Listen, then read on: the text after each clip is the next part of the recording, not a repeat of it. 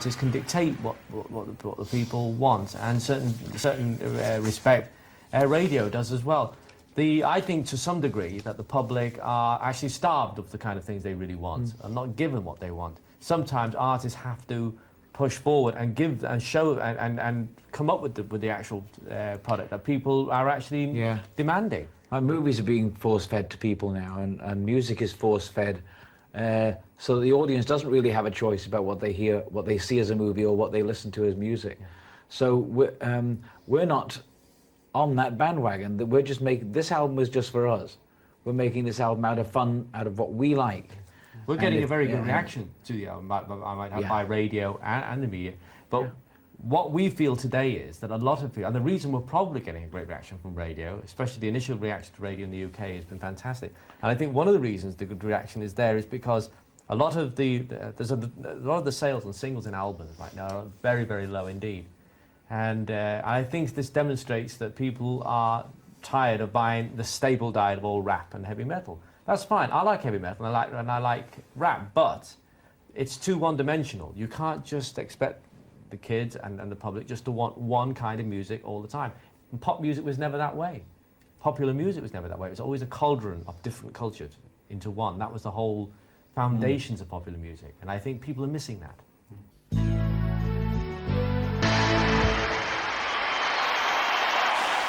You used to sing "Wish You Were Here" in memory of your deceased brother Andy. And in this concert you have dedicated "How Deep Is Your Love" to him. Why did you change the tune? Well, on the last concert, we couldn't sing "Wish You Were Here" live. It was very hard to sing. We could. No, I don't know. No, finish. I don't mean that we couldn't, sing it properly. It was just very emotional to sing, and it was upsetting. "How Deep Is Your Love" wasn't so, because "Wish You Were Here" was written for Andy. So when we sang it on stage a couple of times, it was really hard to sing it because of the emotions involved. And it sort of upset us a lot for the rest of the show, if you like. But it was just sort of upsetting to sing it. And it was even hard to do the vocals on the record, on the actual track itself, because it took us a while before we actually started singing it, because of the emotions. And "How Deep Is Your Love" was not especially written for Andy, but it meant that his love was very important to us. So that's why we dedicated that song, because it was a lot easier to sing.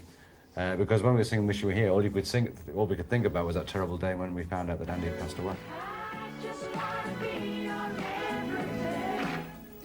Andy Gibb, den yngste av de 4 brødrene i The Bee Gees, er død, 30 år gammel.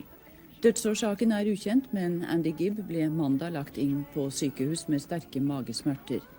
The Bee Gees har vært populær i en årrekke og sang blant annet melodiene i filmen Saturday Night Fever. Andy was to make one more album himself, and we were to make one more album, and then we were to join forces. But it never came to be because of what happened, so it's a regret. It's one of our regrets. And there are numerous regrets, the things you always want to say to somebody and you don't say, and now we wish we'd said.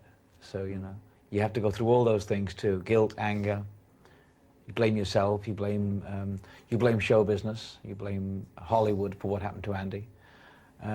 But then again, you have to come to terms with the fact that we all run our lives individually the way we see fit. And Andy had a lot of problems. And it's just the way things go, and maybe it was meant to be.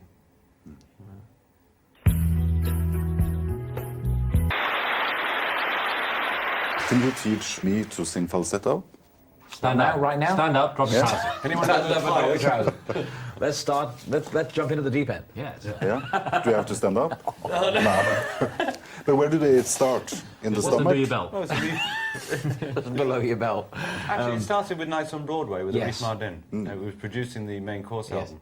And he wanted to know if someone could scream at the end and do some ad-libs. Barry said, "I'll go and do it." And then he said, "Can you do it in falsetto?" And Barry said, "Well, I'll have a go." And he did. And the next song we did, because it sounded good, he wanted to sing the lead, which was Fanny Be Tender. He said, "Maybe I'll sing the lead in falsetto." Yeah. But it was something that really wasn't new to us because of the stylistics, the Delphonics, all those people were out at the time. They were doing the falsettos long before we did. But it was just something that we tried something new again, and we loved R&B music. We loved the black R&B music. We actually used to like Frankie Valli a lot too. Yeah. And those early Four Seasons records were great. So because we discovered the falsetto, we could do those R&B songs with a lot more emotion. Right. And the falsetto lead I said, wow, it's a bit stylistic. I don't but think it's Paul great. said But now on your brand new LP, you have changed the title from your old You Should Be Dancing to Decadence. That's right. Do you think that is a way of telling that disco is superficial and a little bit decadent? Well, it was decadent when it first came out. But it was the only we would only have done this with this song because it was the only obvious dance record we ever wrote. First of all, it's done for fun, and secondly, it's a remake, not a remix, with all the new vocals are all vocals. new. Yeah. So people just have to take it for what it is. We were just it was as an extra track that we wanted to have fun with, and not really a designed sales tool for the album. And it's not to be taken seriously. No, it's it's to have just, fun with. Yeah. We had a lot of requests for people who wanted to do it besides ourselves. They wanted to remix the original. They wanted to do different things like that. And it was basically our engineer and our programmer, Tim Moore, and Femi, who had heard dancing in the clubs on days off when we weren't recording. They decided to do an updated version of it and played it to us, and it was so good. Yeah. We thought it was a lot of fun. But it's there. It's great. It's we enjoyed it, and it's nice to hear a different version of something after the event. And you have different styles. Aren't you ever afraid of that people should miss the unique BeeGee sound? Maurice? Well, we've done the unique. When we start singing, it's our sound. When we start writing songs, it's our songs. It's our music. I mean, when you hear this album, I don't think you think it's anyone else but the BeeGees. Yeah. No matter what styles it is. No matter what the style is, I think. This album is very much getting back to our roots. It's much of the style of the earlier BeeGees than the last two albums. So can I just say that I think this album's for fun? You can indeed. I think this album's for fun. Yeah. It's not. It's 30 albums down the line, and it's a time in our lives where we think we ought to be having fun, and we just chose the kind of music this time that we like, the kind of songs that we like, the different influences of different artists. For instance, Kiss of Life is probably influenced by the Beach Boys to some extent with the harmonies, and perhaps Phil Collins, people like that.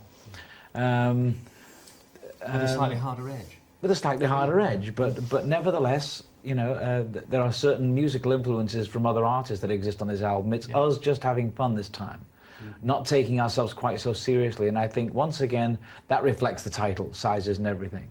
It really means two things. It means that... stretching ourselves is one, and also in the actual... don't judge a book by its cover. That's it. Don't judge us based on disco or what music might have been called 20 years ago. Just judge us on listen to the music itself, and try not to be taken in by the media's perception of what we are, of what they think we are. I also like the idea of the sizes and everything, meaning our image and how you perceive us is not necessarily so. And when you listen to the album, then you make the judgment. Also, size is everything.